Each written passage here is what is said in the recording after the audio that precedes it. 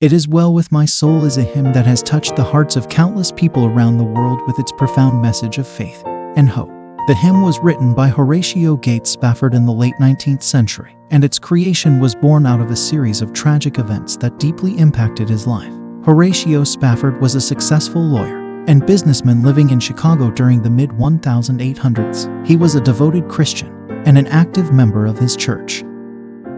Alongside his involvement in various religious and philanthropic activities, he was a close friend of the renowned evangelist Dwight L. Moody and the hymn writer Ira Sankey. In 1871, a devastating event shook the city of Chicago, the Great Chicago Fire. The massive fire swept through the city, leaving destruction in its wake, including the loss of much of Spafford's real estate investments and his law practice. Despite the personal tragedy and financial setbacks, he remained steadfast in his faith and sought to rebuild his life. Just 2 years later, in 1873, another tragic event struck Spafford's family. He had planned a family trip to Europe, but at the last moment, he had to stay behind to address business matters.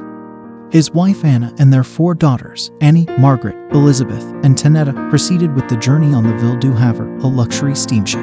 On November 22, 1873, tragedy struck the Ville du Havre when it collided with another vessel, the Loch Earn, in the middle of the Atlantic Ocean. The collision was catastrophic, and the Ville du Havre sank rapidly.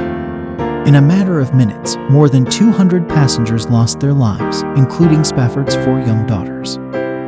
Only his wife, Anna, survived, having been found unconscious in the water and rescued by the Loch Earn's crew. When Horatio Spafford received the heart-wrenching news of the shipwreck and the loss of his precious children, he was overcome with grief and sorrow. Despite his immense pain, he found solace in his unwavering faith in God. In the midst of his anguish, he penned the now famous hymn, "It Is Well With My Soul," as an expression of his trust in God's plan and providence, even in the face of overwhelming tragedy. The lyrics of the hymn reflect Spafford's deep sense of peace amidst the storm of sorrow, and his profound conviction that God's grace would sustain him through life's trials. The hymn's first verse begins, "When peace like a river attendeth my way, when sorrows like sea billows roll, whatever my lot, thou hast taught me to say, it is well with my soul." The hymn's enduring message of hope and surrender to God's will resonated with people around the world, and it quickly became a cherished and beloved hymn in Christian worship. "It Is Well With My Soul" draws inspiration from various biblical passages that reflect themes of peace, trust, and surrender to God's will. Isaiah 26:3, "You keep him in perfect peace whose mind is stayed on you because he trusts in you." Psalm 46:1, "God is our refuge and strength, a very present help in trouble." Psalm 34:18, "The Lord is near to the brokenhearted and saves the crushed in spirit."